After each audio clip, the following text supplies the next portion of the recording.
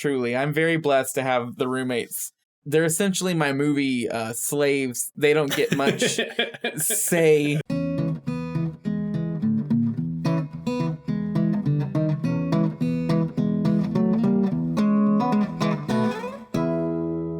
Welcome, everyone, to A Century in Cinema.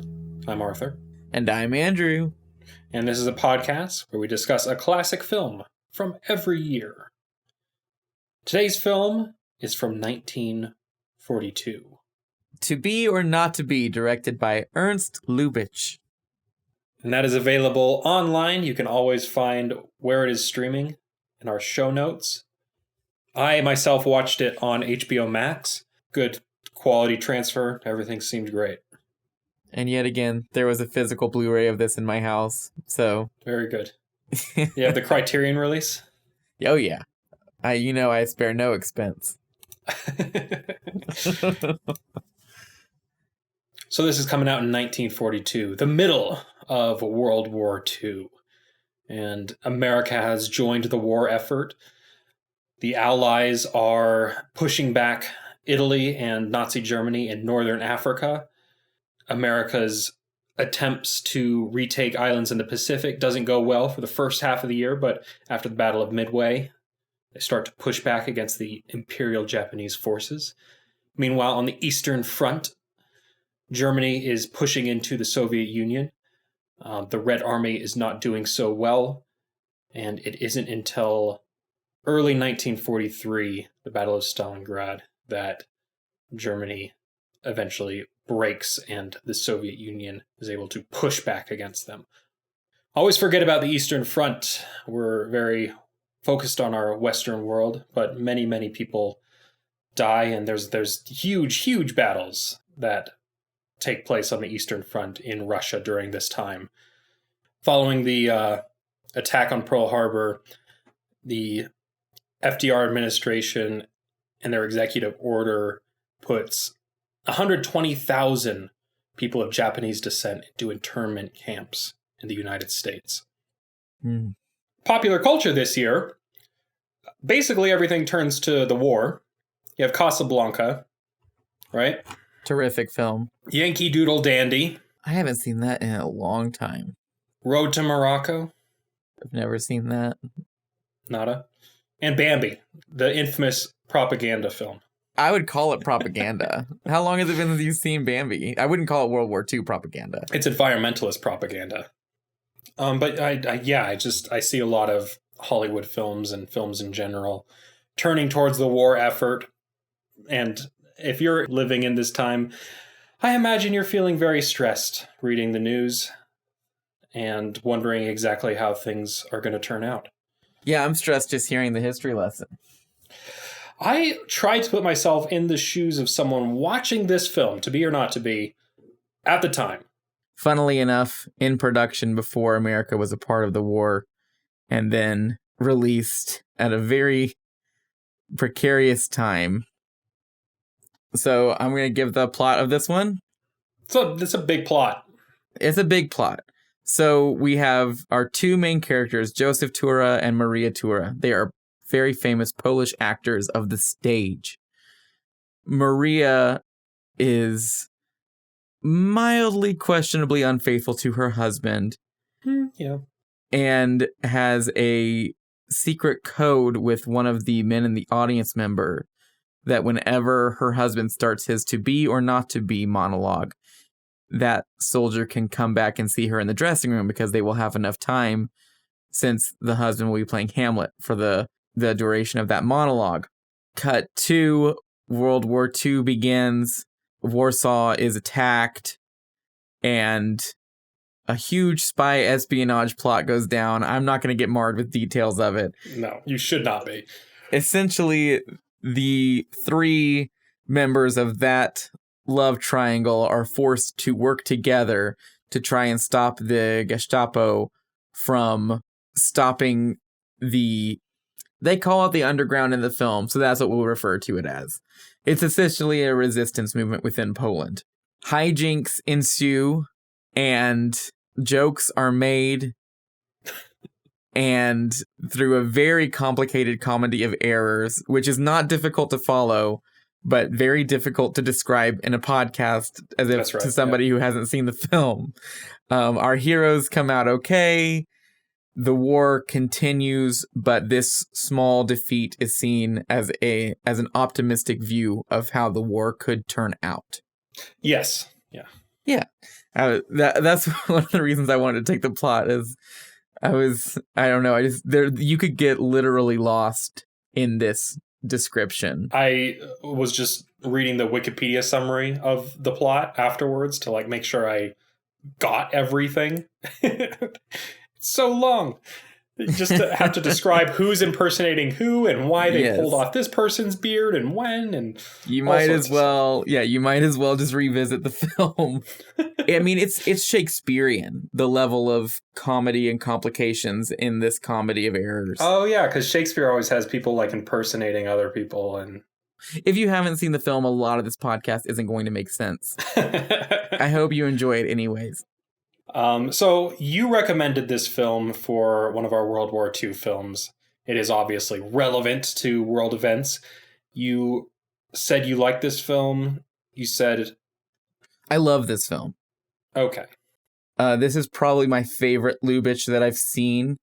And I also find the cast so magnetic in this film. And those are qualities that are in the other films I've seen of his as well. I just feel this film personally refines it to something that is undeniably an art form, and it pushes buttons in a way that I think is very risky and could so easily have not gone the right way. And as we will discuss later, kind of didn't go the right way. But now it truly is regarded as a classic, and anyone who watches this film with today's perspective is able to realize this script, this film was so far ahead of its time as far as its perspective on the war, in the same way that another one of our favorite movies that we've discussed already, The Great Dictator, is. And that's what I love about it, is that it's the same level of sharpness as The Great Dictator, but instead of being a ridiculous one-man show kind of comedy, it's an ensemble cast farce. And I really like that both of those films exist and that they are both so successfully funny. And yeah, I think they're a phenomenal double feature. Do you think that you gravitate towards this film because of your history in theater? Oh, definitely. My first Ingmar Bergman film was Through a Glass Darkly, and so many people describe that one as one of his more impenetrable films. But the first time I watched it, when the family put on a little play outside, I thought, this is magical.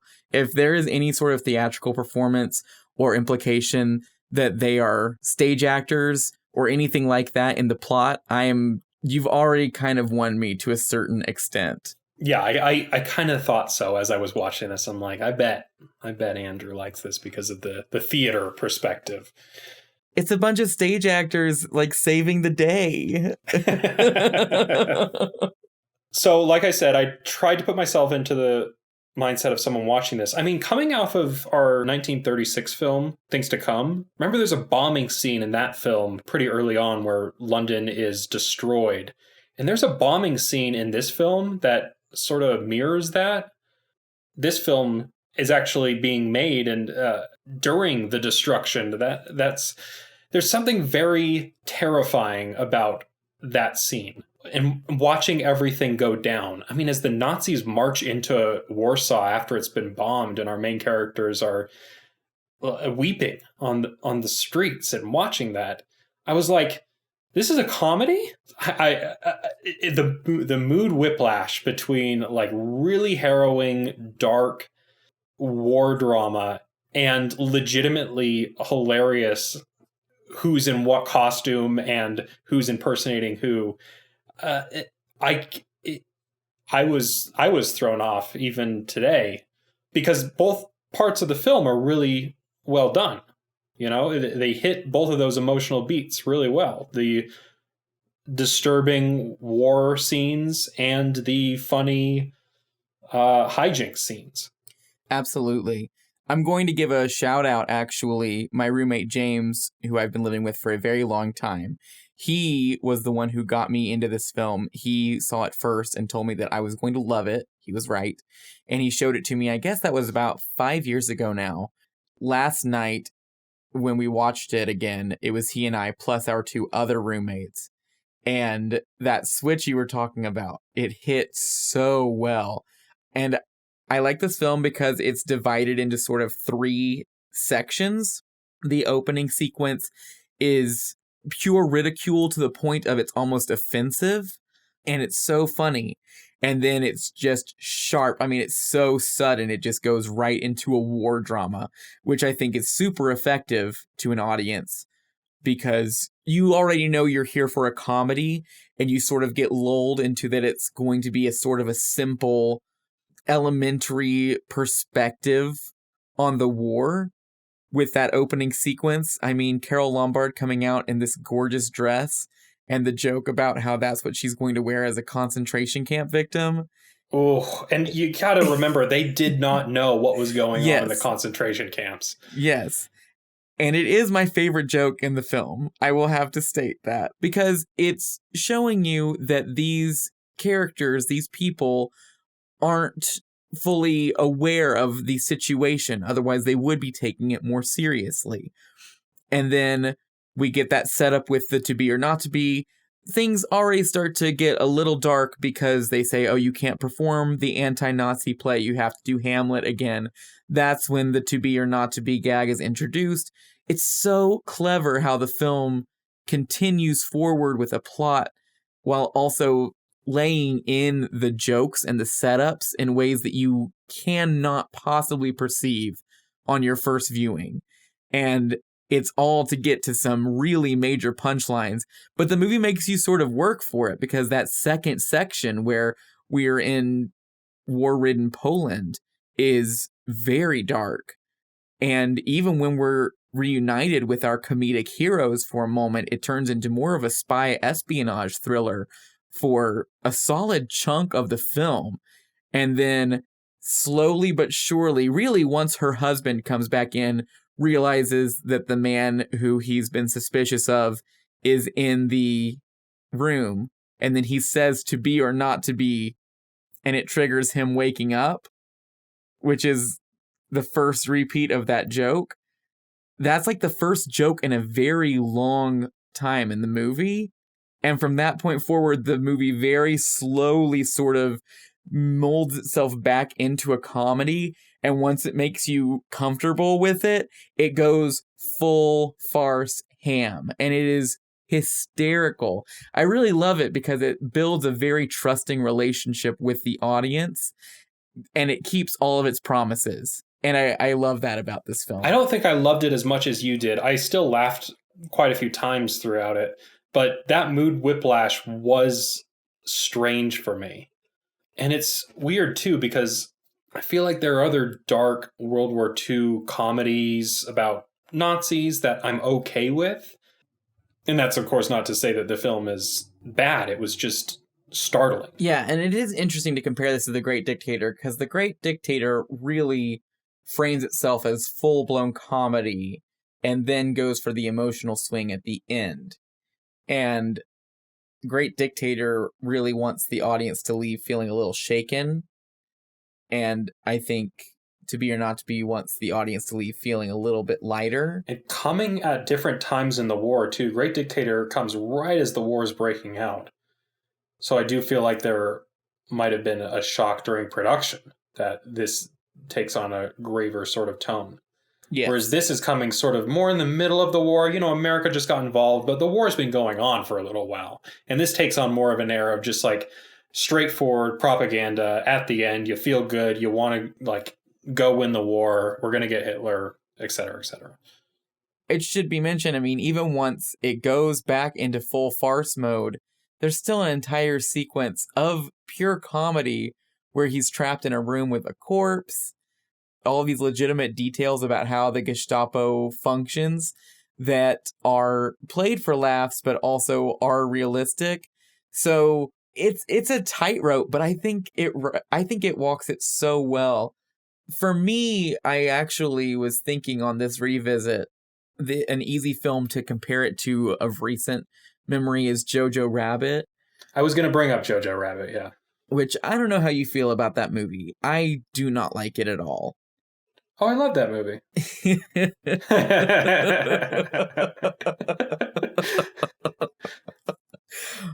I'm just going to state my case of comparison between the two, and very well. That's good. Of course, free to respond.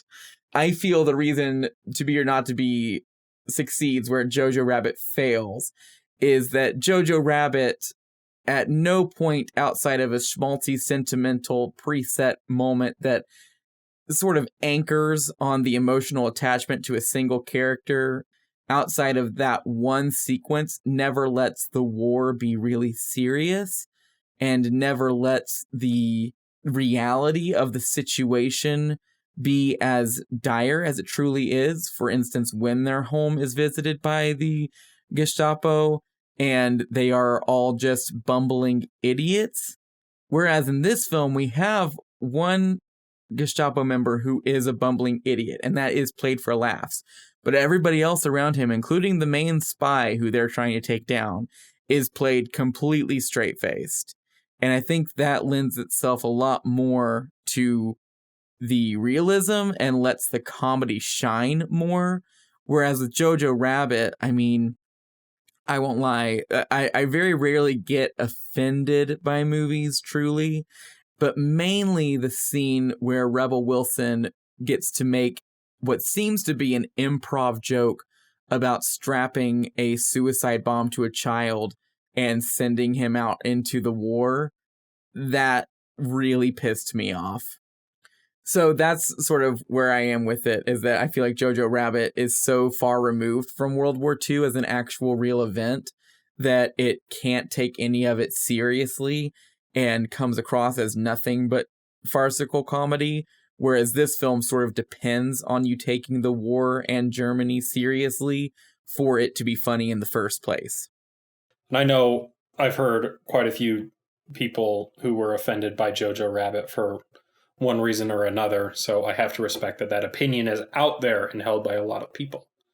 But I do appreciate the arc that it builds with the main character going from this totally brainwashed, idealistic young kid who just believes in the cause, and the disillusionment and the breaking of that spell that brings him to become a better person. I mean, it's a coming-of-age story at the end of the day, learning to grow up and realize that the world is bigger than what you were taught by a party or an ideology. And I don't know, it's a relatable sort of feeling that I myself might have had. And I mean, it is a fantasy, it is a cartoon. It looks like a Wes Anderson version of World War II. So I never really saw it as a real thing. And especially at the end, oh my God, the end is quite silly. But America didn't liberate Berlin, Soviet Union did. Oh my God. I still liked it. It's got its flaws, but I do like Jojo Rabbit. You know, it was nominated for Best Picture. I would be curious to know what your opinions are of this film if you revisit it in a year or so. Yes, yeah. I also think if you think about this film as not taking place during World War II, like it's fine. Yeah.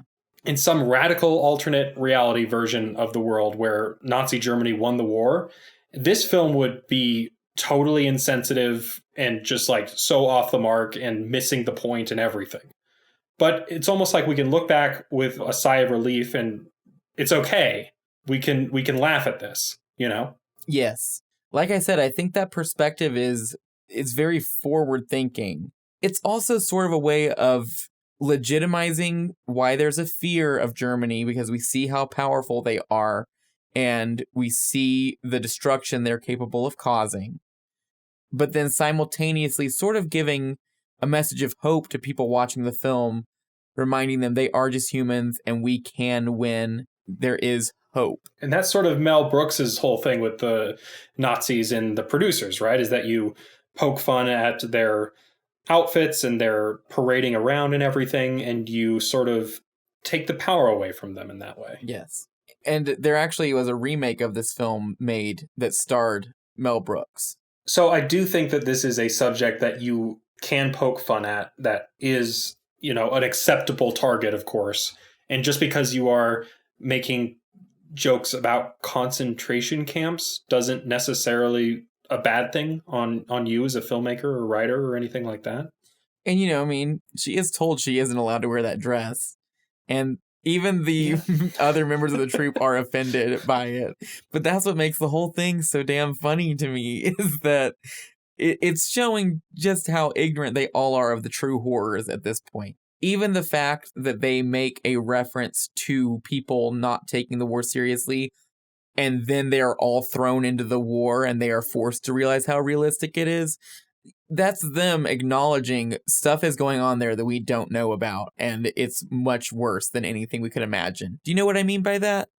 Absolutely. And I will point at The Great Dictator, because Charlie Chaplin is sent to a concentration camp in that film, and it's almost just like a camp. Yes. And again, they didn't know the true horror at the time, but I feel like that might make too light of the situation. I mean, my gosh, this tightrope this of making fun of Nazis and still being like sensitive to the true horrors is quite the tightrope.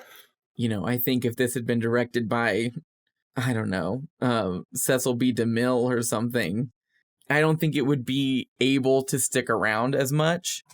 Ernst Lubitsch gets to tell this story, right? Because he's a German Jew.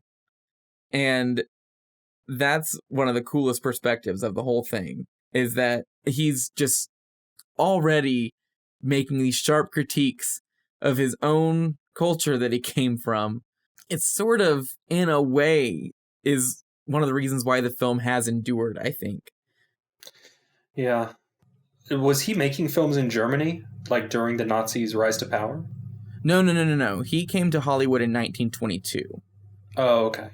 His German film work when he was super young was from 1913 to 1920, 21. Okay, super young, yeah. Now, how much do you know about Ernst Lubitsch? I mean, not as far as his history goes, but just of his reputation.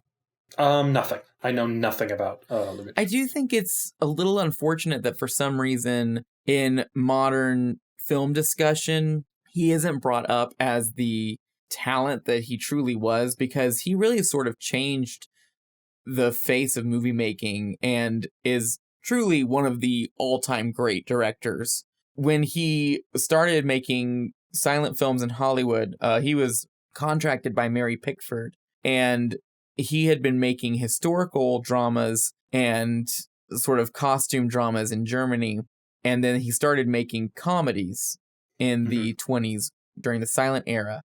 He would make comedy adaptations of plays, very wordy plays, and in place of inner titles, he would use the image as a way of portraying the dialogue and portraying the characters' scenarios. And there are some people who say that his films sometimes usurped their play counterparts simply because they were able to achieve so much more with imagery. Lady Windermere's Fan is a very famous example. It's based on an Oscar Wilde play. And that entire film, all of its moments of confusion, of misunderstanding and misdirection, they all are done through clever imagery. We see a woman look at another woman across the way, and that woman is holding a man's hand.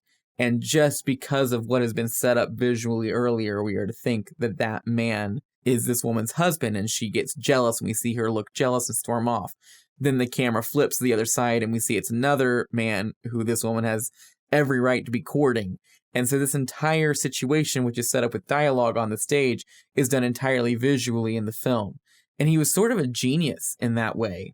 He was a very good visual storyteller, in this film as well, obviously. There's so many subtle callbacks and subtle setups that are all done visually, and you might not notice it, but your brain does. And it's so fascinating watching this film. The sequence where the doctor is talking to our main actor and he's pretending to be Colonel Earhart.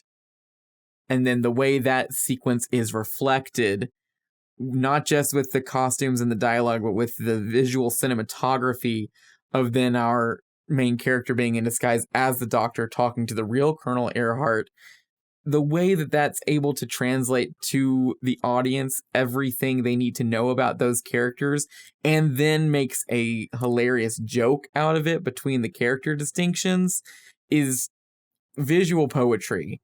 It's beautiful.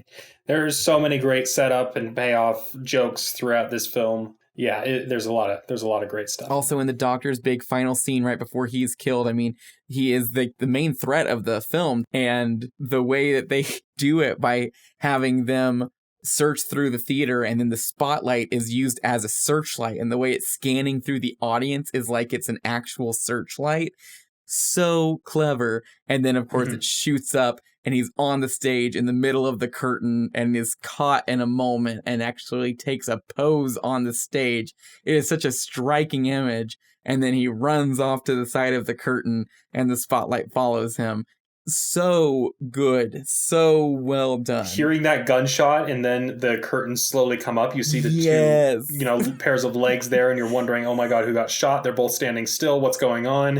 It's like this still life that's being revealed, right, by the curtains, and then you see it, and you see their pose. I mean, it's really, really masterfully done. Yeah. Yes, that stage tableau. It's like an actual stage tableau that you would reveal at the beginning of the second act. And again, it's something that you might not even realize is happening when you're watching the film because you're sort of just invested in the story. But your brain really is making these connections of, oh, this whole thing is sort of a stage play, and this one moment of seriousness is the most dramatic of all because it's the one getting the big curtain reveal, and it's sort of the beginning of the final act of the film.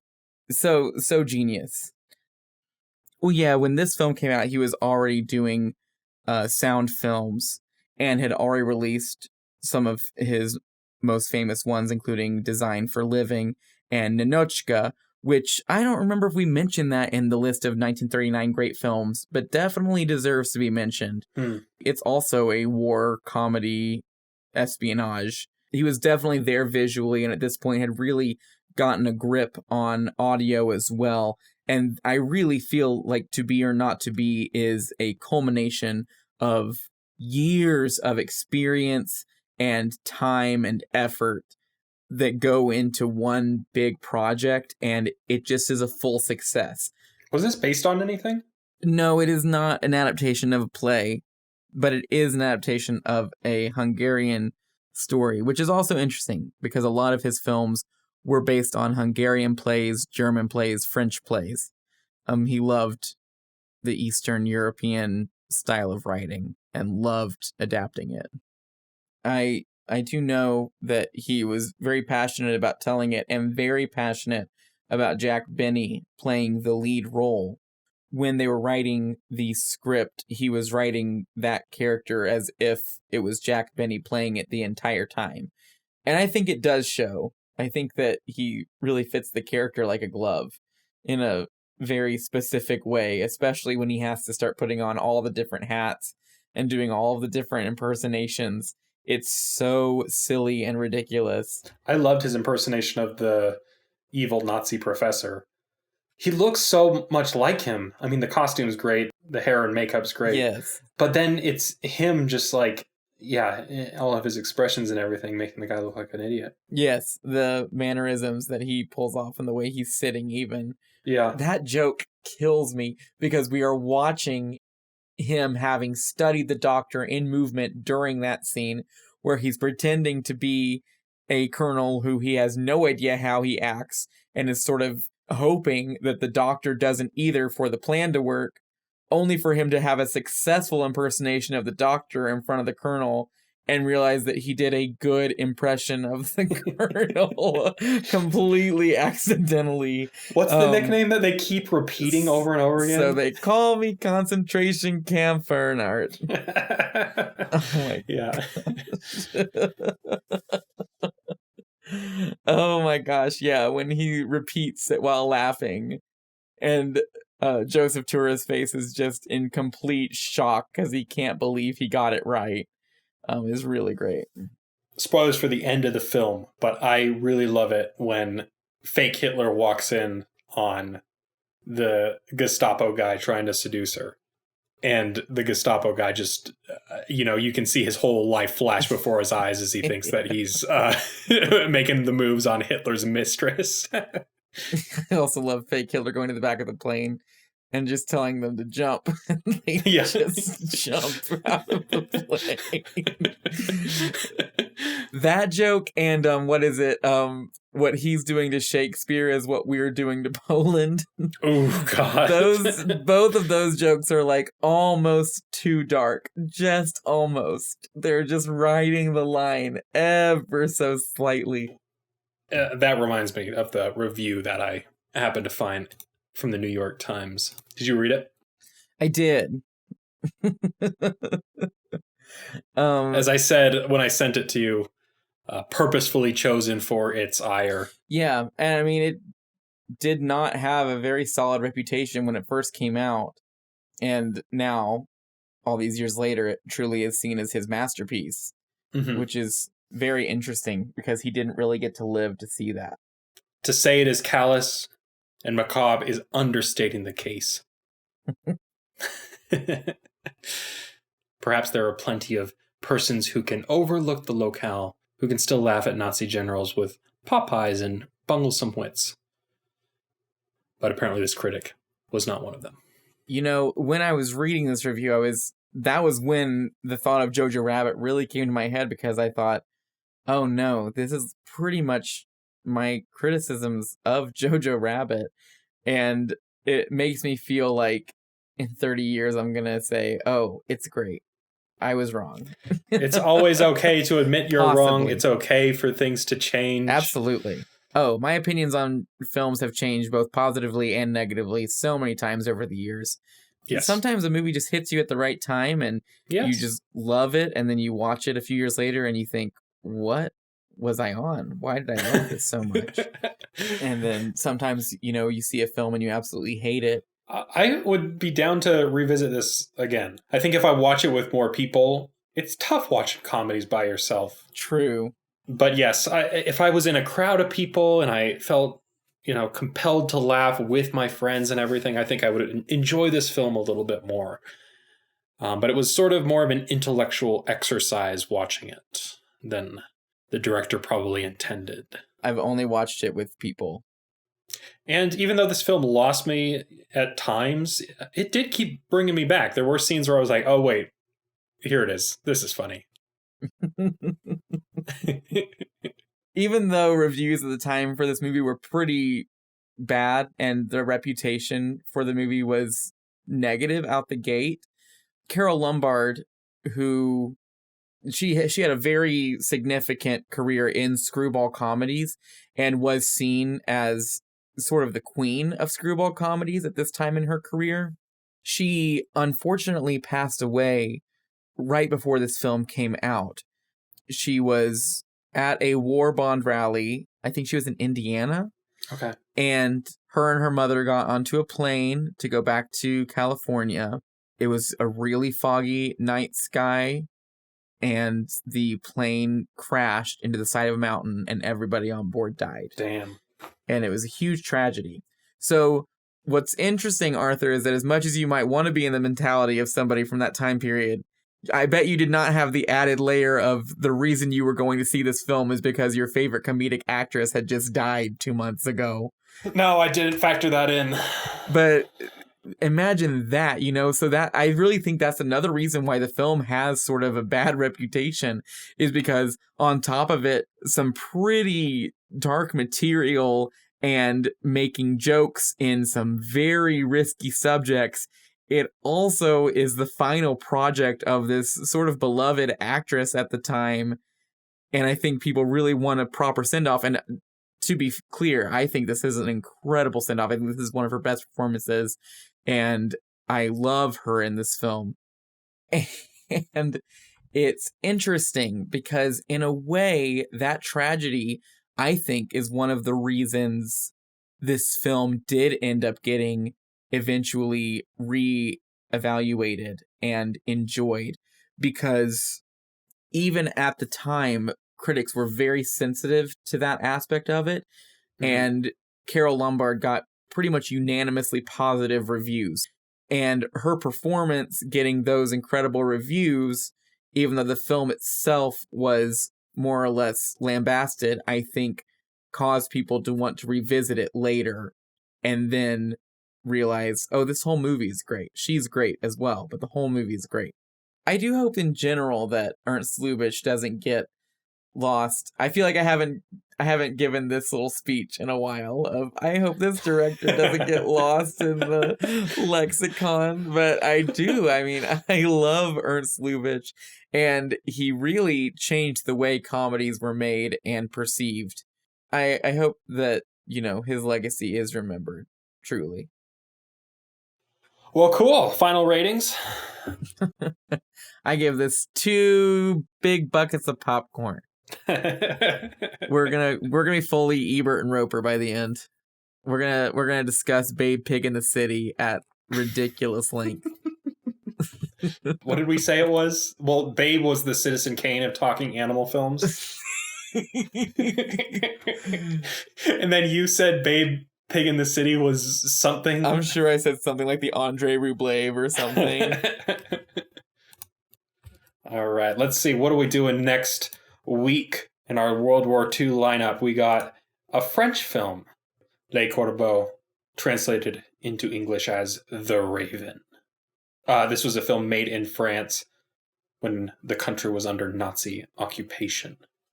We were looking for a German film made during this time, but it's crazy. I don't think the Nazis really liked the arts. Yeah, I mean, I've seen Hitler's paintings. I can understand why art wasn't a number one priority. There's the Titanic, not to be confused with the other one. Oh my gosh, this poster is incredible. Yeah, 1943, Titanic is a German film. Not great ratings. No, I mean, the Nazi war machine prioritized propaganda. There's just no great cinematic films coming out of the country at this time. Although I would be interested in watching someone's subversion from within. I don't think the Nazis really stood for that. No, I don't think that would have been able to come out. And even if it was made, I don't think it would exist today. Right. I was curious to check out some of Kurosawa's films made during World War II. I read his autobiography, and he talks pretty extensively about his experience making films under the Imperial Japanese censorship board during World War II. And that's such an interesting look inside of, a film industry that is being controlled by a fascist totalitarian state. That was cool. And we were originally going to do One Wonderful Sunday for 47, right? Yes, I was interested in watching that, but we'll get to Kurosawa eventually. Okay, we have to end this. I gave you 3 episodes in a row where it is almost nothing but me talking. I just want to give a shout out to all our Patreon members who keep the show running. Thank you all. You too can become a patron and get access to bonus episodes linked down in the show notes. You're listening on YouTube now, so like and subscribe and comment down below. Tell us if you've seen the film. What did you think of it? Did we miss anything? Thank you all for listening, and we'll see you for the next one.